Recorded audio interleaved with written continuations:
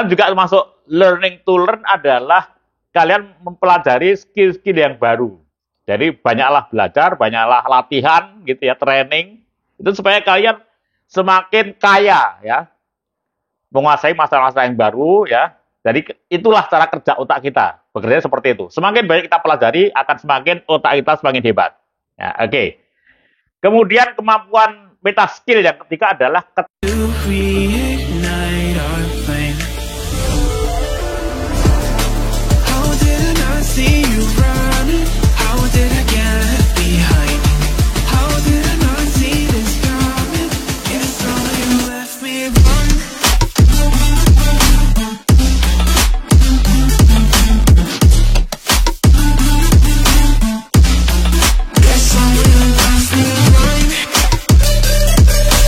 Assalamualaikum warahmatullahi wabarakatuh. Hai guys, ketemu lagi dengan saya, trainer Awir Faisal. Kalau kalian ingin mengetahui kurikulum inti saya atau ingin mendownload buku-buku bestseller di Gramedia, silahkan cari di bio saya di bawah ini. Di sana sudah tersedia semua link-linknya. Oke, kita sudah masuk pada TOT NLP, Neuro Linguistic Programming, yang ke-27. Kali ini kita akan membahas meta skill. Ya, bahas apa? Meta skill. Tapi sebelumnya, bagi kalian yang belum subscribe, tolong like dan subscribe dulu, supaya nanti kalau ada konten-konten video lainnya yang lebih menarik, kalian akan dapat beritahu dari saya. Oke guys, terima kasih atas like dan subscribe-nya. Jadi apa itu meta skill? Jadi meta itu artinya adalah the most ya, yang serba, yang lebih ya, yang lebih, melebihi dari yang lain. Kemudian skill adalah kemampuan. Jadi kalau kalian memiliki kemampuan the most ya, kemampuan yang lebih dibandingkan teman-teman kalian, maka dimanapun kalian berada, apakah di kantor, di komunitas bisnis, organisasi, kampus, maka kalian akan punya nilai lebih. Ya, kalau dikaitkan dengan personal branding, maka kalian personal branding kalian akan lebih kuat. Jadi ada 6 ya, ada 6 meta skill yang ini kita latih ya, kita latih terus supaya 6-6-nya itu menjadi skill dari kita. Jadi yang pertama adalah kemampuan problem solving. Ya, kemampuan meta skill yang pertama adalah kemampuan problem solving. Jadi kemampuan dalam menyelesaikan masalah, mengidentifikasi masalah, ngambil keputusan yang logis. Ya, itu adalah kemampuan problem solving. Jadi kalau ada masalah itu, kalian cari apa penyebabnya. Ya, penyebabnya apa? Kemudian sederhanakan, ya masalah itu sederhanakan. Jadi betul cari betul yang masalahnya betul dan jangan terlalu rumit gitu ya. Jadi sederhanakan masalah itu. Kemudian yang kedua adalah kalian tetap fokus pada solusi. Ya. Jadi kalau sudah ketemu ya masalah itu sederhanakan, kemudian kalian fokus saja pada solusinya, jangan berputar-putar pada masalahnya. Kemudian cari alternatif penyelesaiannya. Nah, itu caranya ya, itu caranya paling tidak. Oke, kemudian yang kedua, kemampuan meta skills juga ini ya, adalah kalian memiliki kemampuan learning to learn ya. Apa maksudnya ini? Belajar cara otak kita belajar. Dari cara memahami bagaimana struktur otak kita, misalnya kita punya otak yang intelijen ya, otak pintar, otak kortek gitu ya. Kemudian kita juga punya otak emosi. Nah, ini biasanya kalau para ahli ini dia membagi menjadi 3 kemampuan kita itu, yaitu kemampuan kognitif ya, kemampuan kita menganalisa masalah, ya, mempelajari masalah gitu. Kemudian ada tadi otak emosi tadi, otak afektif, dari kita menghayati, menikmati gitu ya. Terhadap apa yang kita lakukan, yang kita pikirkan, gitu ya. Kemudian yang ketiga adalah psikomotoris, jadi skillnya. Jadi otak itu ada otak yang mengendalikan skill. Nah, ini namanya kita pahami itu cara bekerjanya otak itu namanya kita learning to learn. Ya. Kemudian juga termasuk learning to learn adalah kalian mempelajari skill-skill yang baru. Jadi banyaklah belajar, banyaklah latihan gitu ya, training itu supaya kalian semakin kaya ya, menguasai masalah-masalah yang baru ya. Jadi itulah cara kerja otak kita. Bekerja seperti itu. Semakin banyak kita pelajari akan semakin otak kita semakin hebat. Ya, oke. Kemudian kemampuan meta skill yang ketiga adalah kecerdasan emosional. Nah, ini menyangkut gini. Jadi tadi kan kita untuk bisa menjadi hebat kan kita banyak belajar gitu. Nah, dalam belajar kita butuh ketekunan. Lah itu namanya cerdas emosional. Sabar ya. Tidak ingin cari jalan pintas gitu ya. Kemudian juga termasuk cerdas emosional adalah kesediaan kalian untuk menerima kegagalan. Ini cerdas emosional.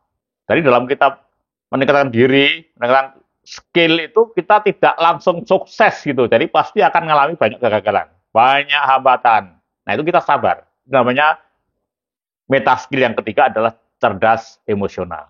Kemudian meta skill yang keempat adalah kreatif inovatif. Apa kreatif itu? Kreatif adalah kemampuan kita untuk mengkonversi gagasan ya. Jadi kreatif itu bukan mencipta. Jadi yang bisa mencipta itu hanya Tuhan Allah Subhanahu wa taala itu yang bisa mencipta. Manusia nggak bisa. Kita hanya bisa menganalogkan ya, dari kejadian-kejadian itu kita analogkan. Jadi kita bisa mengkonversi gagasan yang baru. Ya, seperti itu namanya kreatif. Nah, kalau yang kita konversi itu ya gagasan yang ide yang baru itu bisa menghasilkan uang. Itu namanya inovasi. Jadi bedanya kreativitas dan inovasi itu adalah bedanya pada apakah itu menghasilkan komersial apa tidak. Kalau itu komersial berarti inovasi. Ya, karena kita banyak inovasi itu pasti akan bertambah kaya. Contohnya misalnya dulu HP misalnya dulu hanya paling maksimal untuk foto dan apa namanya telepon, SMS, kemudian diinovasi menjadi lebih hebat daripada multimedia seperti itu ya.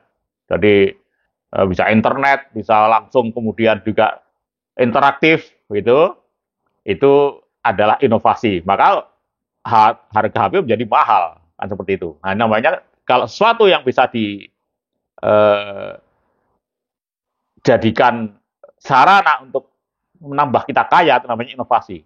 Dan inovasi itu jangan berpikir selalu teknologi, guys ya. Ini saya cerita nih. Di Laos gitu ya. Di Laos itu termasuk penghasil beras di sana itu. Ada seorang anak muda seperti kalian gitu. Dia lulusan dari perguruan tinggi komputer lah begitu. Kemudian setelah lulus dia pulang ke desanya. Tapi di desanya tidak ada listrik. Jadi bagaimana dia mau menerapkan teknologi, keahliannya di bidang internet, tetapi di sana nggak ada listrik. Maka dia berpikir keras, kemudian balik lagi kota, kemudian dia memborong di sana peralatan-peralatan seperti parabola dan sebagainya, karena di desa kan di samping nggak ada listrik juga nggak ada sinyal kan gitu. Ya, dia beli perangkat itu, kemudian juga komputer dan yang lain, kan dibawa pulang lagi ke desanya. Udah dia rakit itu, ya dia rakit parabola dan sebagainya. Kemudian ada satu masalah. Terus bagaimana dengan energinya? Ya, nah maka di situ dia menggunakan energi apa? Sepeda. Jadi sepeda itu ada lampunya kan? Lampunya itu ada magnet itu apa namanya dinamo itu yang diletakkan di roda itu. Nah itu dengan dia sambungkan ke situ. Ya, dari beberapa sepeda gitu, kemudian untuk menyalakan laptop, ya untuk menyalakan komputer di situ ya, laptop di situ. Nah, teman-teman sekalian, waktu itu ya di Laos itu banyak petani di sana yang dipecundangi gitu ya, diakalin sama tengkulak-tengkulak karena tidak tahu harga pasar. Nah, maka ketika dia bisa menyalakan komputernya itu dan dengan parabola disambungkan dengan online, dengan internet, maka kemudian diperlihatkan pada petani, ini Pak, harga sesungguhnya yang terjadi di pasar. Maka mereka kaget, ternyata harga di pasar begitu tinggi dibandingkan harga yang selama ini mereka jual kepada tengkulak. Ini inovasi, guys. Inovasinya bukan di komputernya, komputer bukan sudah ditemukan orang lain, tapi inovasinya adalah memberikan solusi gitu ya, yang cerdas ke masyarakat, bagaimana melihat harga, itu masuk inovasi. Karena tadi kan, inovasi kan sebuah konversi gagasan yang bisa menghasilkan menambah nilai uang kan gitu. Nah, tadi kan di situ, dengan mereka tahu harga pasar, sekarang mereka tidak lagi bisa diakalin sama para tengkulak, sehingga penghasilan petani menjadi meningkat. Ini termasuk inovasi, guys. Oke ya. Kemudian yang terakhir ini, terakhir adalah eh, dari kemampuan meta skill itu adalah kemampuan beradaptasi. Nah, ini penting sekali, guys. Jadi kadang-kadang kita ini karena di zaman yang serba teknologi IT ya, zaman digitalisasi ini kita sekarang kita ini tidak perlu beradaptasi gitu kadang-kadang ya dengan orang lain. Ya padahal juga butuh juga sebenarnya di situ. Nah, ini penting sekali. Jadi kemampuan kalian untuk menyesuaikan diri dengan lingkungan di mana kalian berada penting banget. Karena ini nanti berdasarkan kemampuan komunikasi, ya, kepemimpinan dan sebagainya. Jadi ketika kalian masuk sebuah komunitas, upayakan kalian bisa berkomunikasi, relationship, membangun relasi di situ ya, menjadi orang yang menyenangkan, ya. Kemudian kalian juga di situ juga bisa menyesuaikan dengan apa yang menjadi kesukaan di situ, gitu ya. Nah, ini termasuk kemampuan beradaptasi. Yang buat kemampuan beradaptasi adalah kalian sendiri juga fleksibel, ya. Ini salah satu ciri khas dari orang yang beradaptasi adalah fleksibel. Fleksibel satu pada diri sendiri, gitu ya. Fleksibel dari diri itu contohnya misalnya kalian mengalami satu hambatan gitu ya. Itu tidak langsung patah semangat, tapi kalian coba sesuaikan ya. Pemecahan masalah yang lain coba cari cara, itu fleksibel juga. Juga kalian fleksibel ketika berhadapan dengan orang lain. Oke guys, sampai ketemu lagi pada TOT NLP yang ke-28. Assalamualaikum warahmatullahi wabarakatuh.